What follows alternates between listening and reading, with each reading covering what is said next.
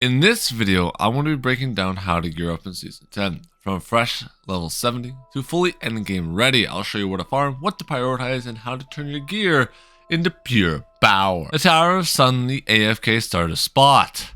Head to the Grand Carnival, then climb all the way up to the Tower of Sun. This is your beginner gear farm. It's not best in slot, but it's a great way to AFK and stockpile early loot. At the top, you'll find 2 bosses that respawn every 15 to 20 seconds. Hit X in chat, pray to the loot gods, and make sure you don't forget to save Rapunzel while you're up here.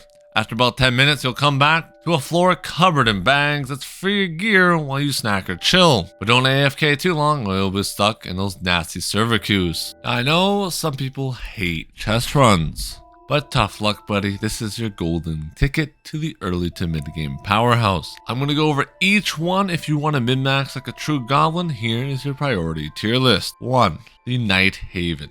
Always do this no matter what. Lots of juicy chests, lots of chances to get in fixed perks. Next up, you want to always do Nightbreak Roost, completely soloable. I'll show you how to do that later. Shattered Mountain and Mines, high chance for infixed gear, massive value, and a plethora of chests. Cutlass Keys, underrated gem for drops as well. This has a lot of chances to get a very high-end gear.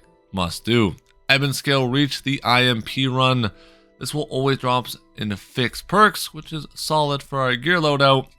And a 1 in a million chance to get a goldfish worth nearly the lotto max. Meaning we could become richer than Jeff Bezos with one lucky drop. Reek Water, Pools, and Sirens. These are a bit lower on the tier as they have less chests and take longer to do, but they still have a chance to drop in fixed perks. A couple solo areas that you can do is right here for some extra chests.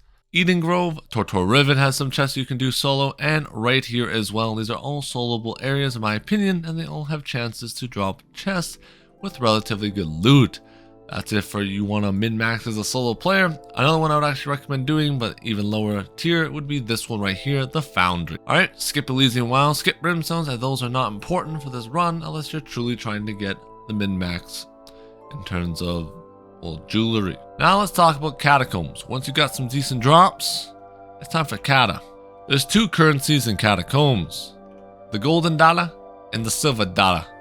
This is where people waste hours, myself included, buying the wrong boxes. For gold caches, always buy weapons and jewelry. Armor, always buy silver. This is non-negotiable in my opinion if you're truly trying to min-max your time. Let me break down why. Whenever you buy loot from Catacombs, the silver will always drop 2 perks and the gold will generally drop 3 perks. And weapons and jewelry, well, they love 3 perk combos across the board. That's exactly what you want for a vast majority of best slots. So therefore, always buy gold for weapon and jewelry. For armor, you ideally actually only want 1 perk. For both PvE and PvP, I believe the 1 perk meta is going to overtake. This is due to the fact that you can slot a lot of charm slots, maximizing your damage and maximizing your defensive capability if you're stacking defensive slots for a tank. A gem slot will be mandatory for all of these builds, of course, for your armor. So it's time to get rolling, boys, and pray to God you get some good RNG. Next up, the Overcharge set. You want to get 5 pieces of this if possible. The reason for being is a max Overcharge stacks increase to 5, giving you 25% increased base damage.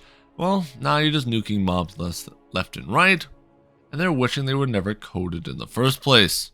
Now let's talk mutations. Oh boy. These are the only content in the entire game that can drop 4 gear, meaning 1 perk, 1 gem, 3 charms. This is ideal for loadout for PvE and PvP without set bonuses included. You can start on M1s, M2s, you'll still get drops just at a lower rate. For DPS, they often want 2 to 3 offensive charms and maybe 1 defensive. The defensive for DPS and healers would definitely be Enchanted Ward.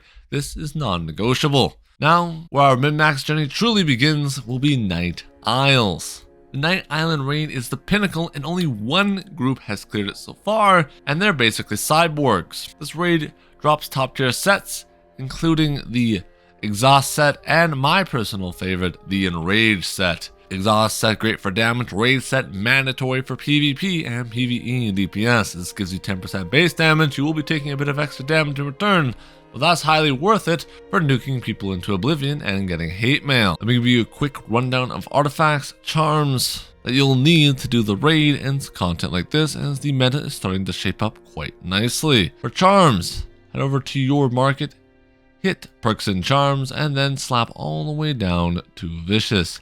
Vicious is going to be very strong as bosses do have booties, meaning the 3% crit damage will be up almost 100% of the time and will be pumping big damage. Next up, Rogue will be very sought after because Rogue is the highest damaging charm at 3.6%, and if bosses have a back, well, that's going to be very strong.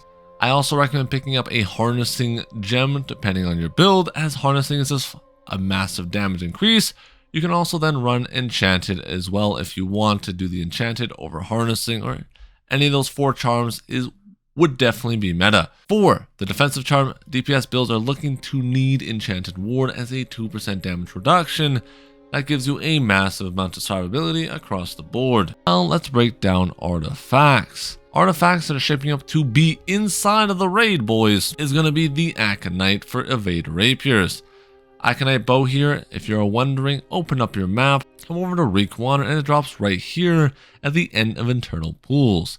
It drops from a big tentacle looking monster. No, we're not in a horror movie, it's really in the game. The other weapon that one DPS must be running will be a shrapnel. This gets bleed, and it's quite a nasty one to work with. Shrapnel drops from OPR caches, these beautiful box right here, so you always will have one rapier player, the aka the bleed rapier, the finisher player. For the new players, this probably won't be your job, so you don't have to worry about it. I also hot picked Blood Drinker, by the way. This drops from Starstone barrels and is looking to shape up to be the Cata meta like I predicted earlier. This thing is looking to be a monstrosity in every catacomb, so go grab it as it's going to be a must. And the DPS loadout has been confirmed. Old Crown is shaping up to be the best in slot DPS artifact. This comes from the PvP track as well, so it's time to get farming in some OPRs, boys. Here I go killing again, and I'm having a blast.